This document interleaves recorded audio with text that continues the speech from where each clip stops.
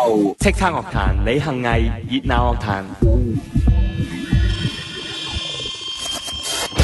呢位叱咤樂迷介紹呢位朋友李幸倪，亦即係阿 Gin 啊 ，Gin。Hello， 歡迎你。Hello， 大家好，我係 Gin。歡迎你加入樂壇啊。係。我成日都講咧，最中意做新人嘅訪問。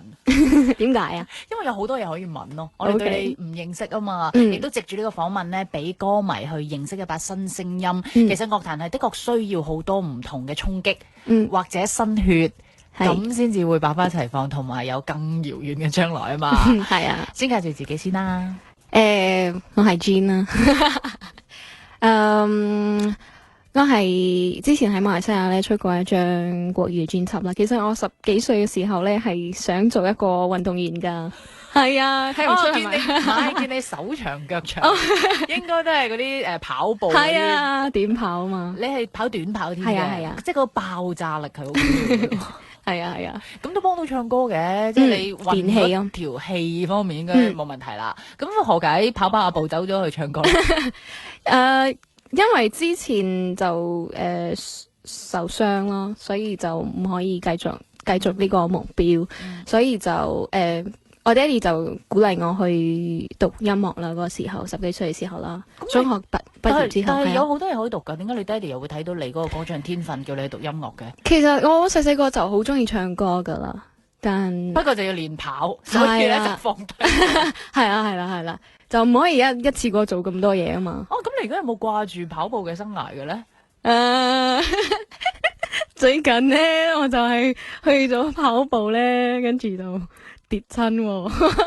即係其實咧，如果風水學或者嗰啲玄學嚟講咧，嗰樣嘢唔利你啊！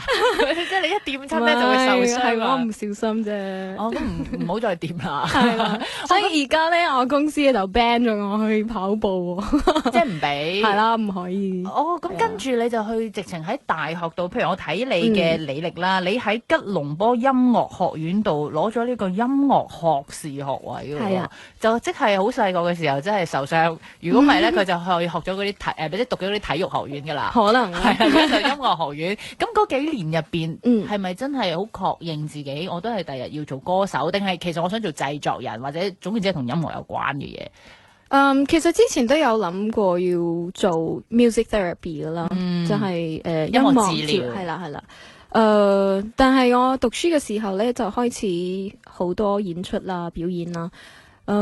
就慢慢覺得自己係一定要行呢條路噶咯，即係唔好收埋自己啦，做乜鬼治療啦，唔好醫人啊，我行出嚟表演吧啦咁樣。同埋我屋企人都好想我，都好支持我做歌手啦，因為佢哋覺得我有呢方面嘅 talent， 就要好好咁去發揮啦。係啦。咁你自己覺得咧？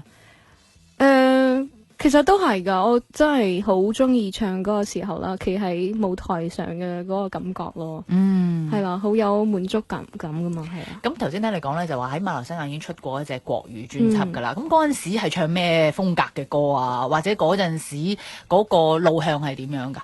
其實都係 mainstream 係啦 ，pop music 嚟嘅，係 pop music 嚟嘅，但係就好點講咧，就係好。比較多音樂性嘅嘢係啦，就係點講，就係好多就唔單止係 focus 喺vocal，都係 focus 喺成個 music 啦，係啦，所以第一張嘅專輯咧就有好多唔同嘅元素係啦，喺我嘅專輯度啦。其實你主力係咪講英文嘅？都有，因為馬來西亞或者新加坡嘅咧，都係多文嘅，多種語文嘅，擁有呢種能力嘅。咁廣東話對於你嚟講個難度有幾高啊？好高。咁so far呢5分鐘你對答都算 OK 喎，雖然有少少慢慢地。你都唔知我幾緊張。我就頭先開始 feel 到，咦？點解對答好似有啲好緊張嘅？唔係，因為我嚟香港之前係完全唔識講廣東話嘅。咁你嚟咗1年啦，係咪？未3個月啫嘛。哇，3個月學好外語喎，你真係。所以有時都會答得慢啲啦。想講先，想表達，但係表達唔出嘅。我哋慢慢嚟。但係最重要一個問題就係，咁既然喺馬來西亞度讀音樂啦，亦都喺嗰個樂壇入邊曾經即係發表過專輯啦。咁何解走嚟香港咧？香港有咩吸引力咧？對於你嚟講？其實我都冇諗過會嚟㗎。又係呢個答案啦。開頭跑步嘅，冇諗過去唱歌嘅，跑到嚟香港係嘛？係啦，其實入咗音樂學院咧，就本來諗住做呢個音樂治療嘅，亦都冇諗過做歌手，結果又係。其實人生都係咁噶嘛，好多時候都唔係你 plan 嘅，係咪先？好啦，因為舊年我係超級巨星去踢館啦，係即係電視台嘅音樂節目啦。係啦，咁跟住就有呢個機會嚟到香港發展咯。嗰陣時你踢嘅係咪都有林欣彤份嘅？我記得係啊，係都有，直情係同佢對壘嘅。兩個人。你嗰陣時好似唔係用阿 Jean 嘅名㗎係嘛？係啊，你係。Jenny，咁我哋而家會 recall 翻係啊，大家去上網 search 翻嘅 search 錯咗啊。咁嗰陣時，自從嗰一次你就覺得香港好吸引啦，定係點樣咧？其實嗰次之後都唔係諗住一定會嚟發展嘅，但係因為我而家嘅唱片公司啦，好相信我。係啦，同埋俾我呢個機會嚟咯，係啊，所以先會。我就聽過一個江湖傳聞嘅。咩？嗱，你識唔識聽廣東話？你知唔知咩叫江湖傳聞？我識聽啊。我有聽聞過咧，就話自從嗰一次你喺電視曝光之後，即係譬如你嘅歌藝啊，甚至你嘅外形啊，咁咧，當然好多人睇啦，或者好多行內人睇啦，咁就話都想揾呢個女仔出嚟啊，即係話呢個邊個咧？同埋最緊要係唔知佢簽咗人未嘅咧，即係咁樣，因為我哋頭先一開始訪問嘅時候，第一句都話，其實樂壇真係好需要新血嘅，或者新嘅聲音嘅。既然有個咁嘅女仔，佢就出咗嚟咯，同埋睇到佢嘅表現噶嘛，咁就周圍揾，就揾唔到嘅開頭係。跟住當然嗰啲江湖傳聞就唔知傳到點樣啦，就最後發現，譬如喺你嘅小型音樂會之上，就乜原來佢簽咗俾人㗎啦，即係最近先知道簽咗俾而家呢一間嘅唱片公司啦咁樣。咁其實當中係點樣嘅咧？係咪真係譬如你好想留低喺香港，你去揾唔同嘅唱片公司啊，或者你嘅經理人聯絡啊，定係真係有人周圍咁樣？嗰日咧同林欣彤對唱嗰個女仔咧，有冇人識佢啊？咁樣係點樣㗎嗰個過程？我諗都係因為我公司睇到個節目啦，係啦，跟住就。唔知點揾到我，係啦，聯絡上你啦。咁嗰陣時係已經翻咗馬來西亞，係啊，佢直情飛過嚟揾你添啊！打電話咯，打去我馬來西亞嘅公司，係啦，跟住就係開始傾啦。咁一定要有啲嘢吸引你，或者其實嗰陣時你有冇少少戰戰兢兢？因為香港呢一個市場對於你嚟講一定係陌生㗎啦，只係嚟過一次做一個歌唱比賽嘅，即都叫嘉賓咁樣。咁馬來西亞有你自己嘅事業㗎喎，可能馬來西亞你亦都開始咗㗎咯。咁你嗰個抉擇係點樣？有冇俾自己一啲嘅期限啊？好啊，橫掂有香港呢個機會，我過去1-2年先咁。其實嗰個時候都會驚㗎，因為我自己又唔識講廣東話啦，咁又唔係太熟呢個環境啦。但係我覺得呢個係好好嘅挑戰咯，俾我自己係一個好好嘅成長嘅機會，所以我覺得呢個係好好機會咯，我一定要把握，係啦，咁就選擇嚟咗香港咯。咁同唱片公司傾嘅時候，有冇話其實係咪一定要我唱廣東歌啊？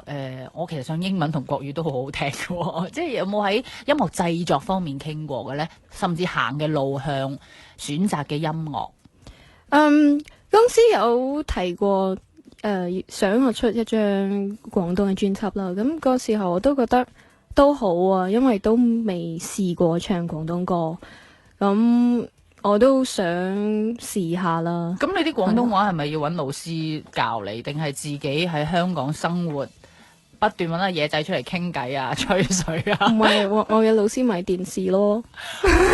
都係自學㗎喎。係啊，咪成日睇電視咯。咁你個即係速度都幾快喎，3個月可以都好流利咯。同埋我身邊嘅同事都係好好人嘅，因為成日我講嘢好慢㗎嘛，佢哋都慢慢咁聽我講，有時都要估下我想講啲乜嘢咁。咁慢慢我就慢慢學咗越嚟越多字咁咯。咁嚟到3個月啦，由最初點都有少少驚嘅，嚟到而家對於香港呢個市場或者唱片公司，甚至新識嘅朋友，有咩感覺先？我越嚟越習慣呢個環境咯，可以講，因為開始有朋友，開始好多嘢做，咁所以就覺得越嚟越似一個第二個家咁咯，係啦，即係熟絡咗啦。係啦。咁我記得咧，上個禮拜咧就去咗一個小型嘅場地啦，咁啊聽阿 Jean 唱歌嘅，咁啊唱片公司幫你搞嘅，咁當然有自己嘅新歌啦。陣間我哋都會聽到你嘅派台歌。與此同時咧，你唱咗好多其他人嘅歌，又有國語歌啊、英文歌啊，你把聲係的確好吸引嘅。Thank you。但係我又都會問唱片公司，咁點解一定要去唱廣東歌？